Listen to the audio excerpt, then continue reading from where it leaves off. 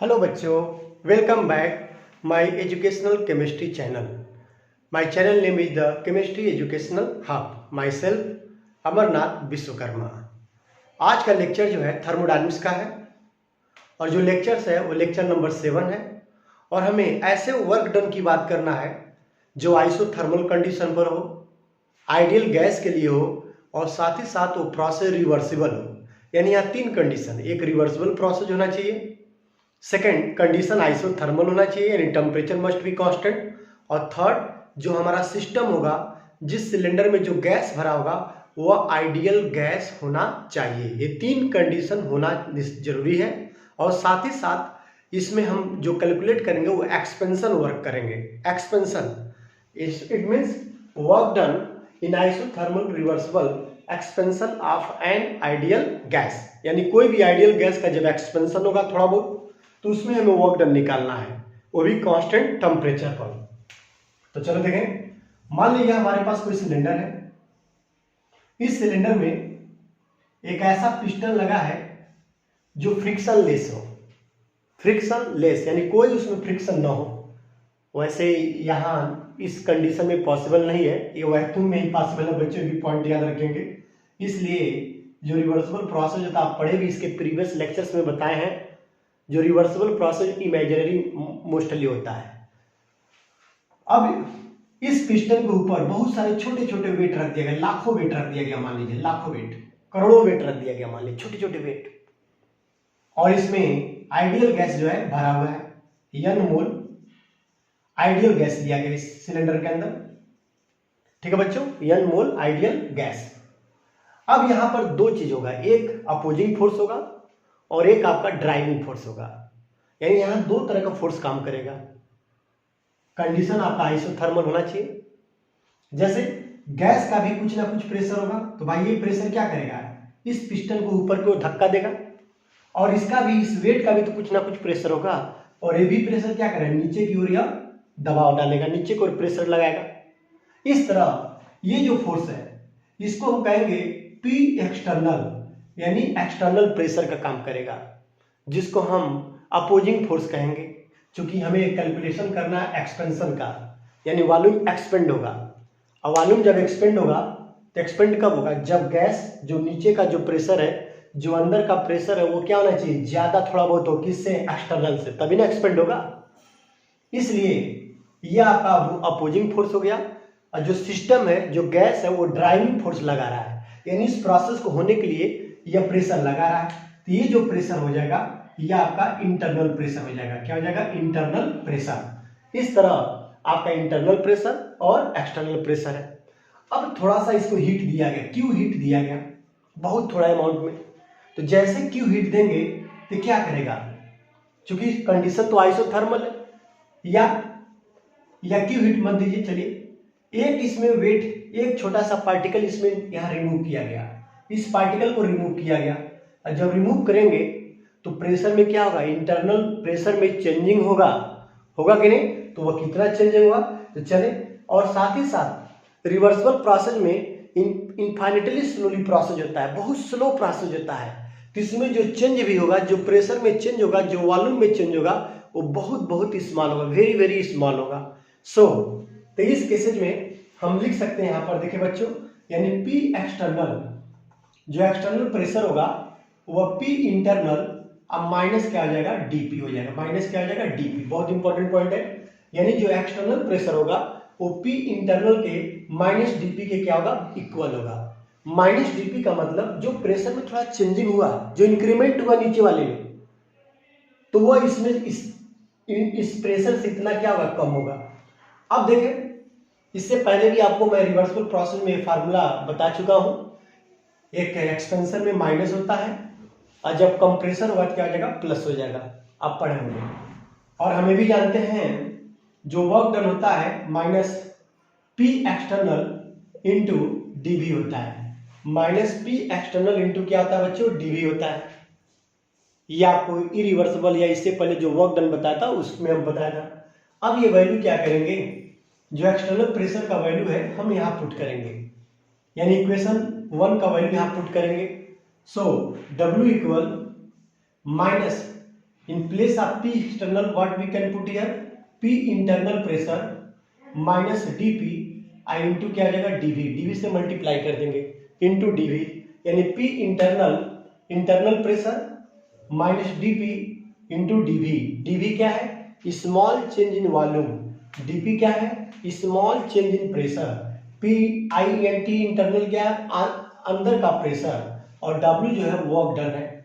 अब इसमें मल्टीप्लाई कर दिया गया, W equal minus P internal into dV, चूंकि इसमें मल्टीप्लाई का माइनस है, ये क्या आ जाएगा प्लस हो जाएगा, और ये भी देखो ये आप ब्रैकेट में रहने दो और इसमें भी मल्टीप्लाई कर दें तो ये हो जाएगा minus dP into dV, dP into dV, dP into dV, yes इसको अंदर भेज दिया गया, यानी P internal into dV minus dP into dV।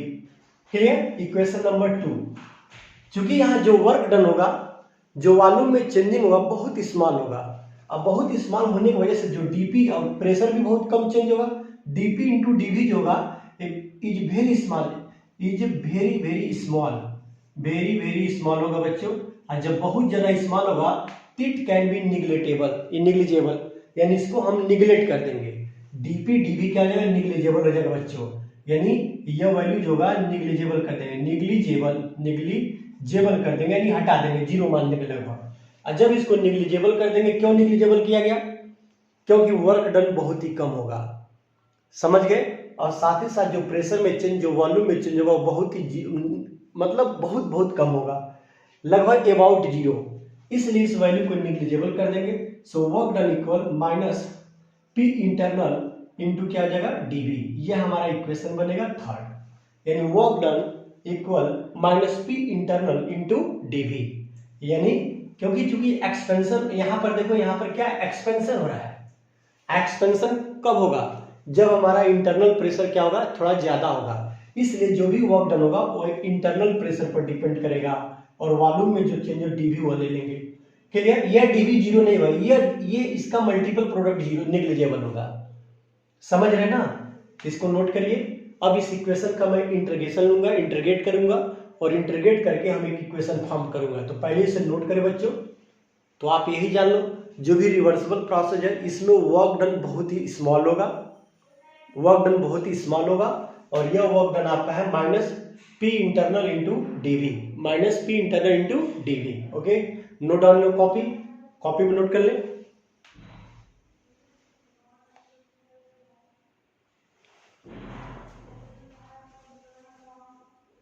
Well students, अब इस इक्वेशन नंबर थर्ड का मैं इंटीग्रेट करूंगा, अब इसको रिमूव कर दे रहा हूं, तो ध्यान देंगे।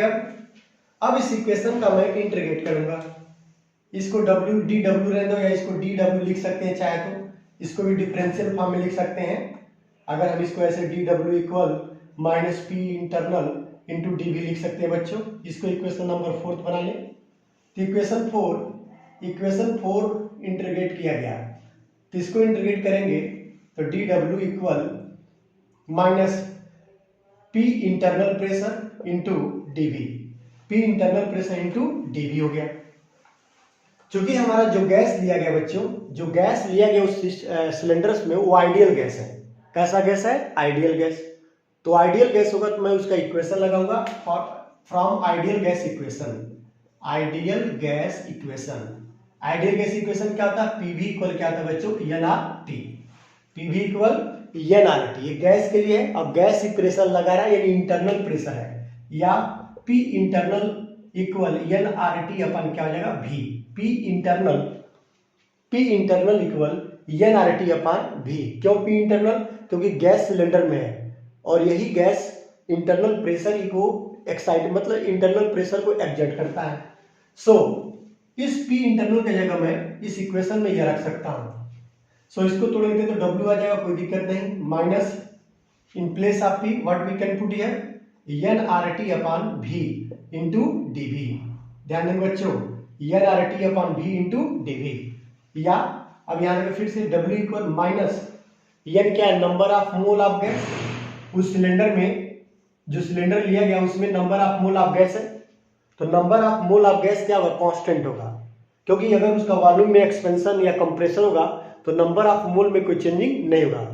यानी जो वॉल्यूम पहले था, जो वॉल्यूम इनिशियल वॉल्यूम में जितने नंबर ऑफ मोल थे उसके फाइनल वॉल्यूम में भी नंबर ऑफ मोल वही रहेगा, इसलिए यानी यहाँ कांस्टेंट है। और आर भी क्या है, गैस कांस्टेंट, यानी N number of moles of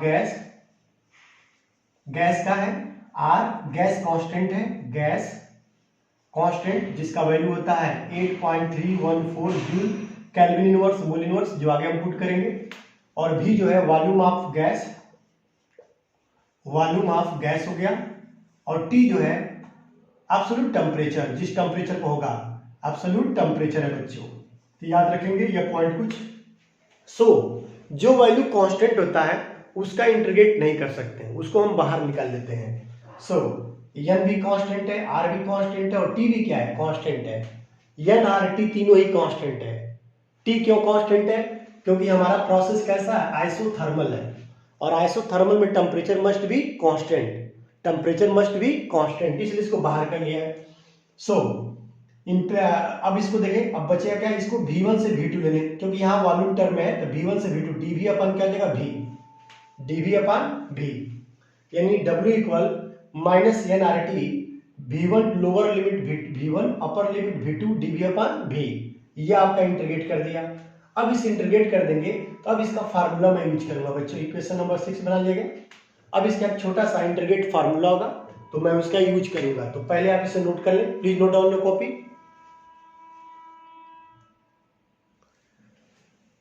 well students, आप नोट कर लिए होंगे। चलिए इसके आगे देखें। अब छोटे छोटे फार्मूले हैं जो आपको आना चाहिए। जैसे इसमें फार्मूला क्या यूज करेंगे, हमारा फार्मूला होता है, अगर हमारे पास x1 से x2 और यह dx अपन x है, x1 lower limit upper limit x2 dx upon x, so this value will be natural log x lower limit x1 और ये क्या हो जाएगा, x2 हो जाएगा।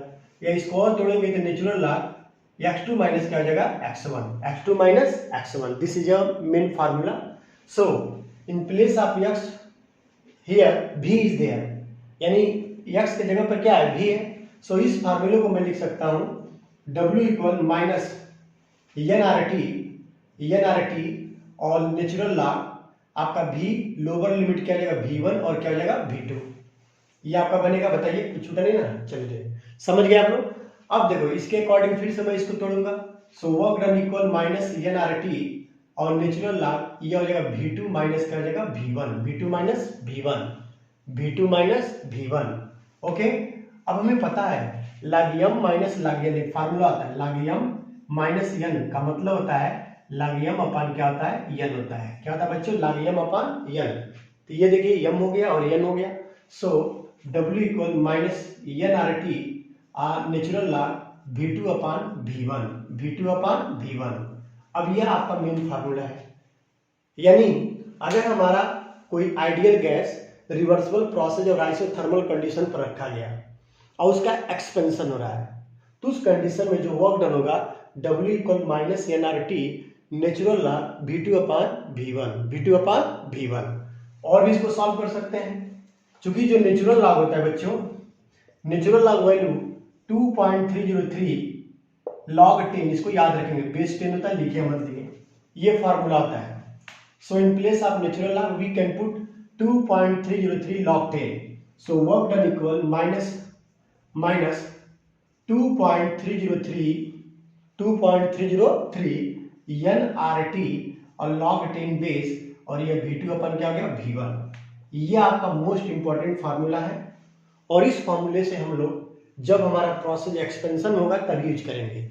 लेकिन जब वही कंप्रेसर हो जाएगा, कंप्रेस करेगा, और जब कंप्रेस करेगा तो ये आपका नेगेटिव साइन रिमूव हो जाएगा, पॉजिटिव में आंसर, क्योंकि आपको बताए थे जब वॉल्यूम एक्सपेंशन होगा तो वर्क डन नेगेटिव होगा और जब वॉल्यूम कंप्रेस होगा तो वर्क डन क्या हो जाएगा, पॉजिटिव हो जाएगा।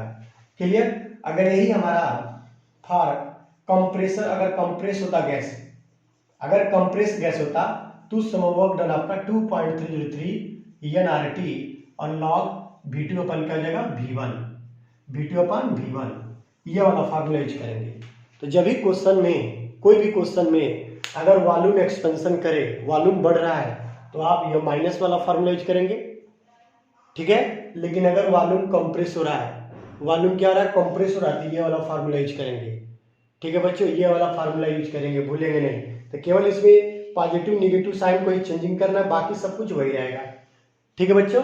ओके, नोट कर लीजिए, इसको नोट कर, जल्दी नोट करें आप, इसके आगे और भी कुछ है। आप मेरे चैनल को सब्सक्राइब जरूर करें बच्चों, शेयर भी करें और कमेंट्स करें, जो नहीं समझा वो कमेंट्स के माध्यम से बताएं।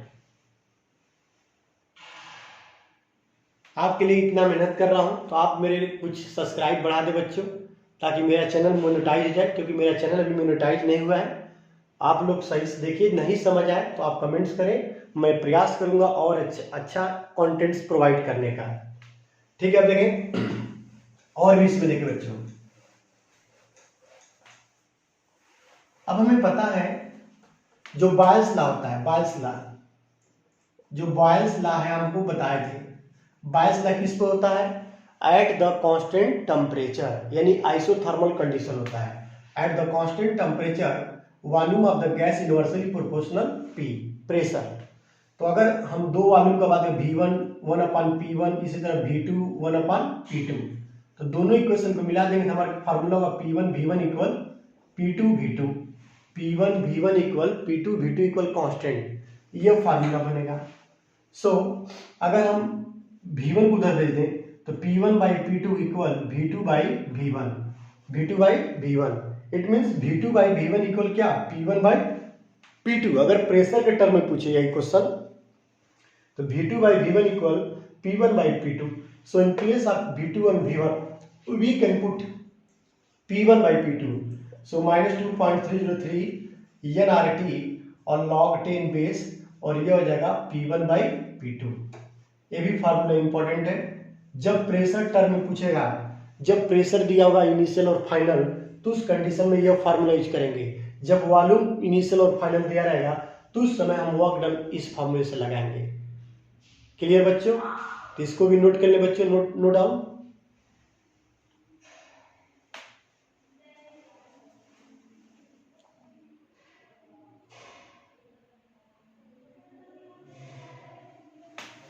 वेल स्टूडेंट्स, अब देखेंगे और भी इसमें समझे कुछ। तो हम लोग दो फार्मूले पढ़े, एक फार्मूला पढ़े W इक्वल -P एक्सटर्नल और डेल्टा V, और एक अभी ये पढ़े W इक्वल -2.303 NRT और log V2/V1। अब दोनों में डिफरेंस क्या है, जब हमारा प्रोसेस इरिवर्सिबल हो, कैसा हो, इरिवर्सिबल हो, तो उस समय वर्क डन का फार्मूला ये यूज करेंगे, केवल साइन को चेंज करना है, आप जानते हैं।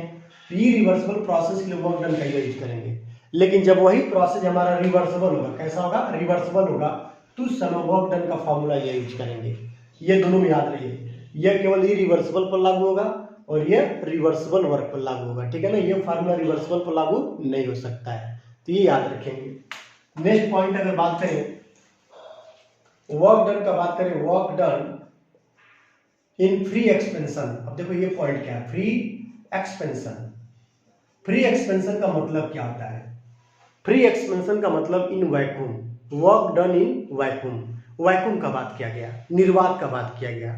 तो अगर हम वैक्यूम का बात करें, कोई भी आइडियल गैस वैक्यूम में है, तो वैक्यूम में क्या होगा, वर्क डन क्या होगा, जीरो होगा, चाहे वो रिवर्सिबल के लिए हो, चाहे वो आपका इरिवर्सिबल के लिए हो। तो हमेशा फ्री एक्सपेंशन, वैक्यूम में फ्री एक्सपेंशन होता है, उसमें कोई इंटरमॉलिक्यूलर फोर्स काम नहीं करता है मॉलिक्यूल के बीच में, वहां पर ना तो अट्रैक्शन है ना तो रिपल्सन है, वहां पर वैक्यूम में, समझ गए। और उस कंडीशन में फ्री एक्सपेंशन होगा और उस समय वर्क डन क्या होगा, जीरो होगा। तो याद रखेंगे, फ्री एक्सपेंशन में जो वर्क डन होगा, चाहे रिवर्सिबल के लिए हो जीरो होगा, चाहे इरिवर्सिबल के लिए हो बच्चों, ये भी क्या होगा, जीरो होगा। याद रखिएगा, कई बार पूछा question, work done free expansion में कितना होगा, तो जीरो होगा। कितना होगा, जीरो होगा। तो इसे नोट कर लीजिए। अब मैं क्वेश्चन पर बात करेंगे, क्वेश्चन कैसे कैसे आते हैं मैं आपको समझाऊंगा, तो इसे नोट करें, मैं क्वेश्चन बता रहा हूं आपको।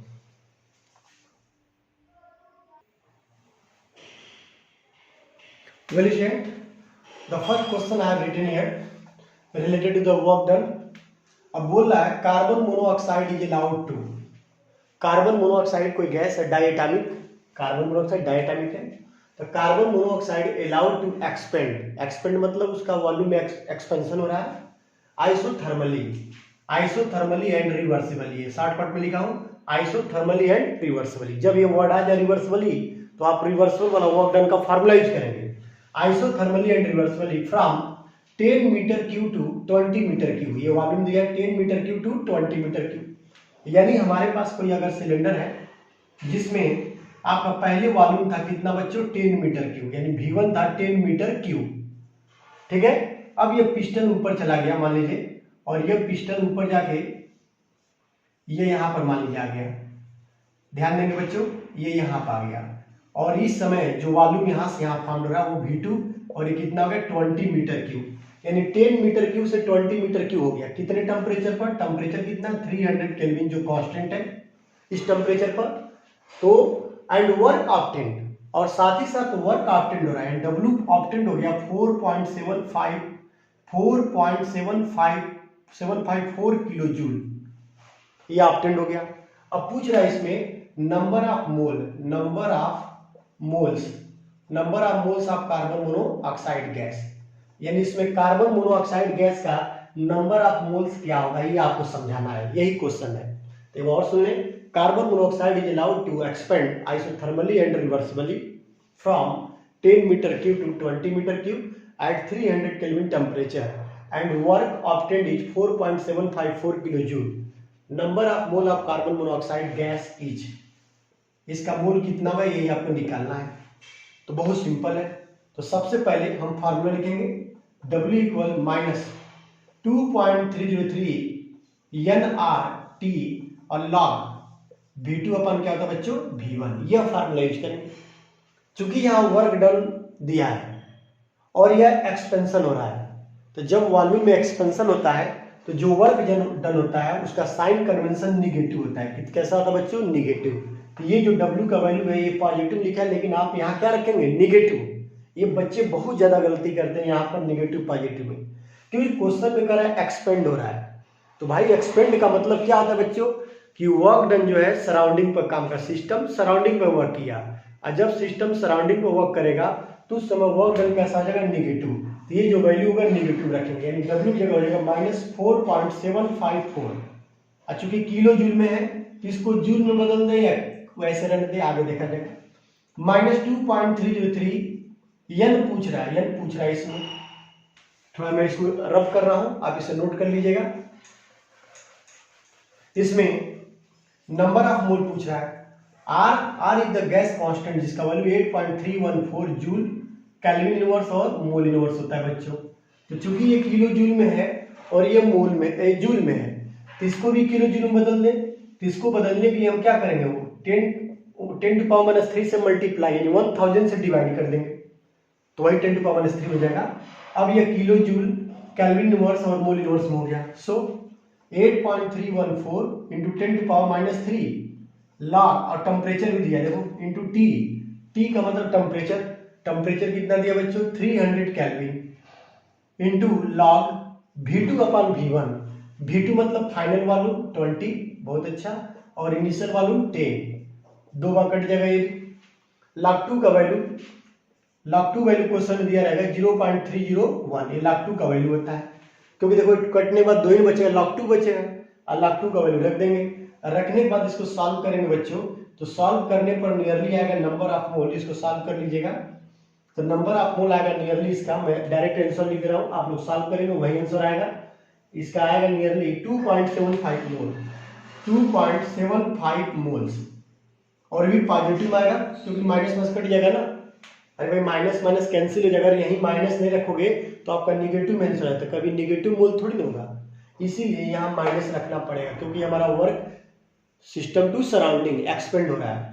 सो number of mole 2.75 mole carbon monoxide होगा उस सिलेंडर में, तो ये इसका आंसर हो गया। तो आप इसे नोट कर लीजिए पहले।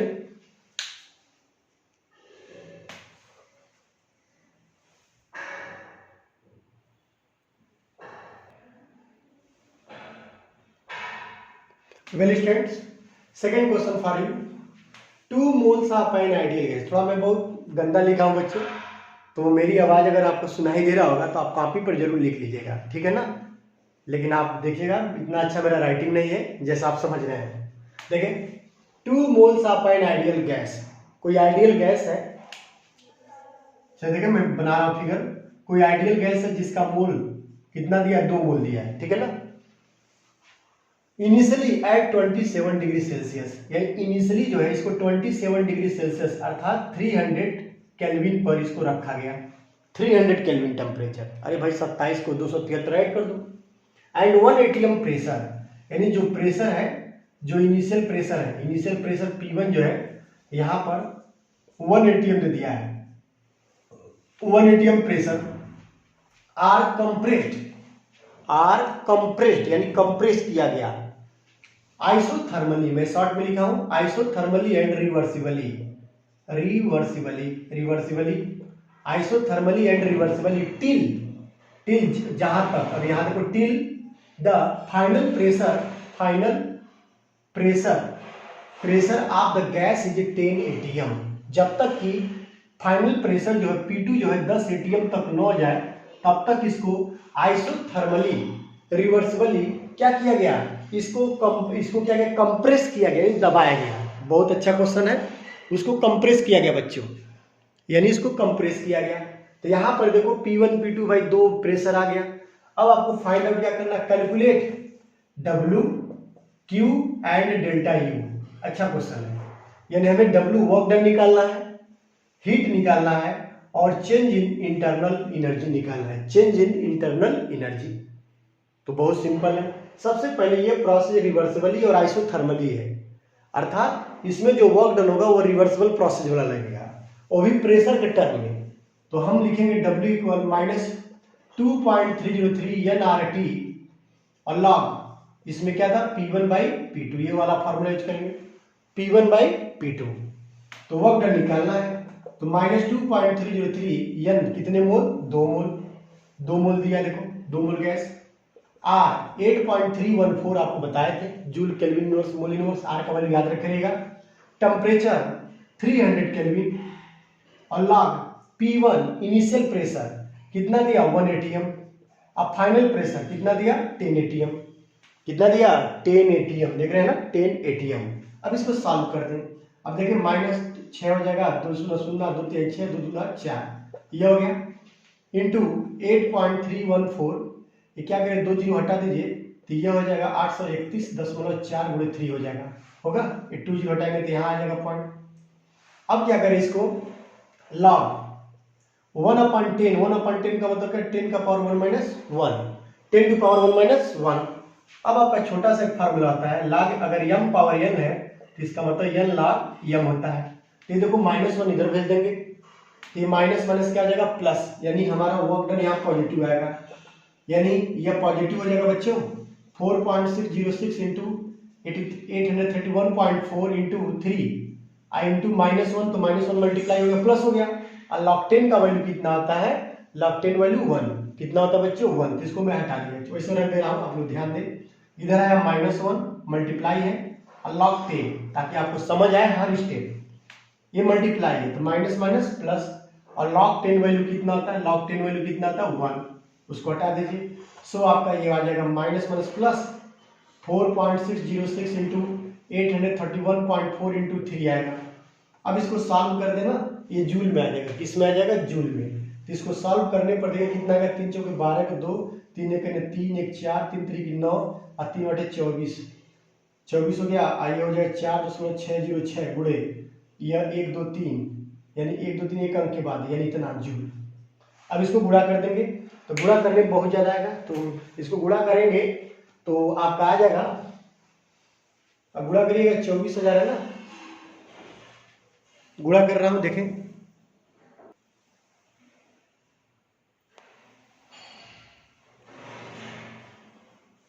इस तरह बच्चों गुणा करने पाएगा 11,488 जूल, इसको गुणा किया गया, तो यह आपका वर्क डन निकलेगा। या इसी को जूल में, किलो जूल में लिख देंगे, तो 1000 से डिवाइड कर दीजिए, 1000 से डिवाइड करेंगे तो यह आ जाएगा 11.488 किलो जूल। यह आपका वर्क डन हो जाएगा, क्या हो जाएगा, वर्क डन। यानी इस सिस्टम में हो रहा है। समझ आया? एक और सुने, 2 moles of an ideal gas initially at 27 degree Celsius and 1 atm pressure, यानी P1 इनिशियल प्रेशर 1 atm दिया, टेम्परेचर 300 केल्विन, इसको केल्विन में बदल दिया, आर कंप्रेस किया गया isothermally reversely till the final pressure of the gas is 10 atm, जब तक कि 10 atm में हो जाए, यानी P2 10 atm। Calculate work done, heat and internal energy, change in internal energy. So पहले वर्क निकालेंगे, तो वर्क निकालने के फार्मूला ये है। अब इस फार्मूले में एन का वैल्यू 2 मोल रख दिया, आर का वैल्यू 8.314 जूल केल्विन नोट्स वाला रख दिया, और टेम्परेचर आपका 300 केल्विन और लॉग P1 1/10। क्लियर? अब इसको सॉल्व करने पर आ जाएगा 11,488 जूल अबाउट। तो इसे नोट करें तब अगला बता रहा हूं।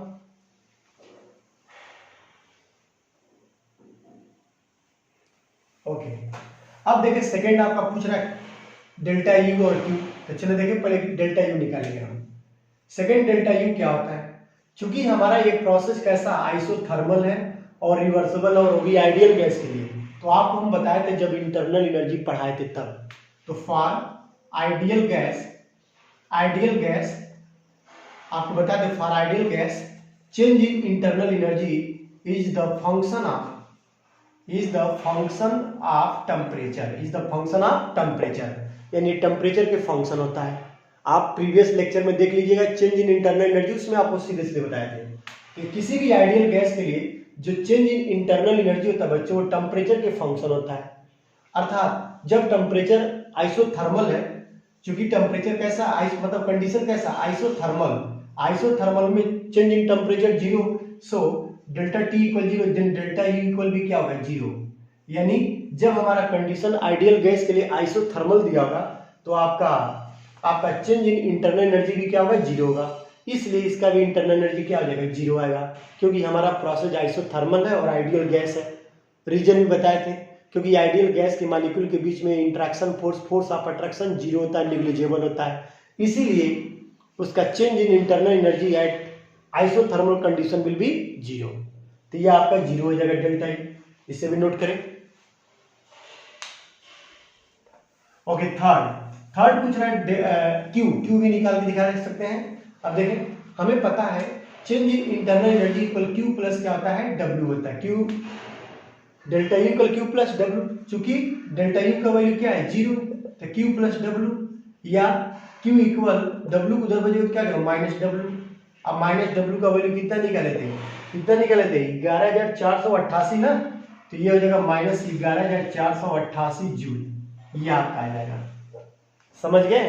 तो ये जो क्यू होगा वो निगेटिव हो जाएगा, यानी क्योंकि यहाँ की वजह से निगेटिव हो गया, यानी आपका जो हीट होगा माइनस 11,488 जूल या 11.488 kilo joule, that is the value of Q. तो इसे नोट कर लीजिए।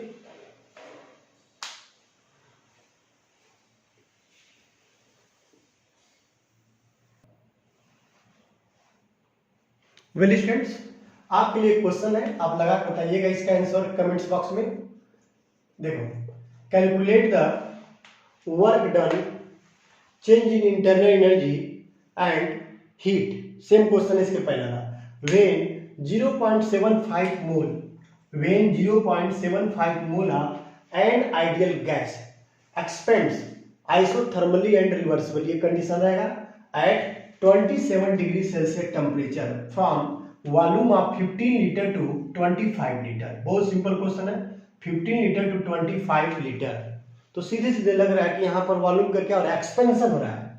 और जब एक्सपेंशन और एक्सपेंड लिखा भी है तो आपका सीधे सीधे फार्मूला क्या लेंगे, W equal -2.303 NRT log V2/V1, और इस फार्मूले से आप वर्क निकाल लेंगे। उसका डेल्टा यू आपको सीधे वजह से पता चल रहा है, और उसका क्यू निकाल लेंगे। तो इसको आप सॉल्व कर लीजिएगा, या आप आंसर कमेंट्स बॉक्स में जरूर सेंड करेंगे बच्चों, ताकि हम देखें आप लोग कितने लोग समझ आया।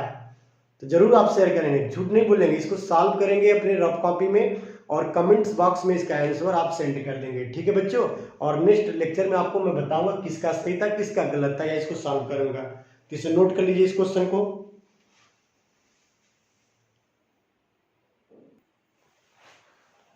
वेल स्टूडेंट्स, थोड़ा दिक्कत हो रहा है आप लोग को, क्योंकि क्वेश्चन मैं लिख रहा हूँ तब बता रहे हैं ना, तो आप थोड़ा शेयर करो, वीडियो बनाओ, तब नहीं स्मार्ट बोर्ड आएगा। तो थोड़ा आप मेहनत करिए, तो देखा जाएगा आगे चल के कुछ और भी चेंजिंग कर सकते हैं। तो थोड़ा आप लोग सहयोग करेंगे तभी हो पाएगा बच्चों। तो देखिए क्वेश्चन क्या कर रहा है, नो हीट इज एब्जॉर्ब, थोड़ा टेढ़ा मेढ़ा लिखा हूं लेकिन आप सुनिएगा ध्यान से। No heat is absorb by the system from the surrounding, from the surrounding है, सराउंडिंग शॉर्ट में लिखा हूं surrounding, but work is done on the system, यानी सिस्टम पर वर्क होगा। What type of wall does the system है, यानी किस तरह का वो सिस्टम वॉल जैसे आपको बताए थे, रियल बाउंड्री याद करें, वॉल बाउंड्री या वॉल कह सकते हैं, रिजिड, एडियाबैटिक, आइसो डायथर्मिक, याद आया। तो किस तरह का वॉल होगा, तो सबसे पहले मान लीजिए हमारे पास कोई ऐसे सिस्टम है जिसमें कुछ लिया गया। अब कह रहा है नो हीट इज एब्जॉर्ब, यानी इसके द्वारा हीट एब्जॉर्ब नहीं हुआ, लेकिन सिस्टम वर्क किया सराउंडिंग पर, और सिस्टम क्या कर रहा है, यानी गैस क्या कर रहा है, ये सराउंडिंग पर वर्क कर रहा है और ये नहीं हो रहा है। तो आपको बताना किस तरह वाल, तो अगर वाल का बात करें, हीट इसके अंदर नहीं गया, यानी हीट इसके अंदर नहीं गया तो इसके बाहर भी नहीं गया होगा, तो इस तरह के वाल को हम कहते हैं एडियाबैटिक वाल। क्या कहते हैं बच्चों, एडियाबैटिक वाल या एडियाबैटिक बाउंड्री। क्या कहेंगे, एडियाबैटिक वाल या एडियाबैटिक बाउंड्रीज। क्यों, क्योंकि ना तो इससे हीट बाहर जा रहा है ना तो हीट अंदर आ रहा है, यानी सिस्टम तो ना तो सराउंडिंग जा रहा है ना सराउंडिंग से सिस्टम आ रहा है, सीधे बोल रहा है यहाँ पर। इसलिए इसका जो वॉल टाइप होगा एडियाबैटिक हो जाएगा। कैसा हो जाएगा, एडियाबैटिक। तो पहले क्वेश्चन का आंसर ये हो गया। Second question, calculate the delta U, यानी हमें change in internal energy calculate करना है in each of the following, यानी इन सभी में हमें डेल्टा यू निकालना है। Change in internal energy calculate करना है बच्चों। पहला कह रहा है ए सिस्टम, ध्यान दीजिएगा, absorb 15 kilo joule of heat, यानी कोई सिस्टम है, मान लीजिए हमारे पास कोई सिस्टम है, देखें यहाँ पर, ये हमारे पास सिस्टम है, इसको Q जो है 15 किलो जूल एब्जॉर्ब किया, ठीक है, and does 5 kilo joule of work, और ये 5 किलो जूल का वर्क कर रहा है। ये भी इसमें एक इंपॉर्टेंट पॉइंट है, 5 किलो जूल वर्क किस पे कर रहा है, सराउंडिंग पर कर रहा है ना, and does 5 kilo joule work, यानी 5 किलो जूल का वर्क किया, तो किस पे करेगा भाई, सराउंडिंग पर करेगा ना, यानी वर्क सराउंडिंग पर कर रहा है, वो भी कितना, 5 किलो जूल का। तो आपको चेंज इन इंटरनल एनर्जी निकालना है। तो मैं सभी क्वेश्चन, सभी इस तरह का प्रोसेस जो है मैं चेंज इन इंटरनल एनर्जी में आपको मैं बता चुका हूँ, वैसे समझे। So delta U equal Q plus W से, तो डेल्टा यू इक्वल क्यू मतलब क्या, हीट एब्जॉर्ब किया। अगर हीट एब्जॉर्ब करता सिस्टम सराउंडिंग से सिस्टम तो प्लस में आता है, और वही हीट अगर बाहर देता तो निगेटिव आता है। तो ये आपका 15 का 15 जगह, कोई दिक्कत नहीं, प्लस वर्क जो है सिस्टम सराउंडिंग पर कर रहा है, और जब सिस्टम सराउंडिंग पर करेगा तो किया गया वर्क कैसा आ जाएगा बच्चों, निगेटिव। तो ये जो वैल्यू है -5 हो जाएगा। सो ये भी आपका किलो जूल में है, देखिए पहले ये भी किलो जूल में, कोई दिक्कत नहीं। तो ये आपका कितना जाएगा, 10 किलो जूल, यानी इसमें जो चेंज इन इंटरनल एनर्जी होगा बच्चों वो 10 किलो जूल का होगा। पहले क्वेश्चन का इसका क्लियर, सिंपल है, समझ आया आप लोग को, गुड। सेकंड कह रहा है, सेकंड देखिए क्या कह रहा है, सेकंड बोल रहा है 5 किलो जूल ऑफ वर्क, यानी 5 kilo joule of work, W मतलब work, is done on the system, यानी सिस्टम पर वर्क किया गया। मान हमारे पास सिस्टम है, इस पे वर्क किया गया, वो भी कितना, 5 किलो जूल वर्क किया गया, यानी सराउंडिंग से सिस्टम में वर्क किया गया। Clear, the system and 15 kilo joule of heat is given out by the system, और इससे जो हीट निकल रहा है वो भी कितना, 15 किलो जूल हीट निकल रहा है, सिस्टम से सराउंडिंग में जा रहा है। तो उस समय आपका इंटरनल एनर्जी चेंज क्या होगा, तो delta U equal Q plus W से, तो डेल्टा यू इक्वल क्यू का मतलब हीट क्या कर रहा है, सिस्टम से सराउंडिंग जा रहा है ना, तो जब कभी भी सिस्टम से सराउंडिंग जाएगा तो आपका निगेटिव होगा, तो जो 15 होगा -15 हो जाएगा, अब प्लस वर्क सराउंडिंग से सिस्टम में हो रहा है, इसका मतलब वर्क डन क्या होगा, पॉजिटिव होगा, यानी 5 होगा। सो ये आपका 10 किलो जूल आ जाएगा, यानी 10 किलो जूल, यानी इस प्रोसेस में, यानी बी क्वेश्चन में जो चेंज इन इंटरनल एनर्जी होगा बच्चों 10 किलो जूल होगा, समझ गए। तो आप इसे नोट कर लीजिए, नोट कर लें बच्चों।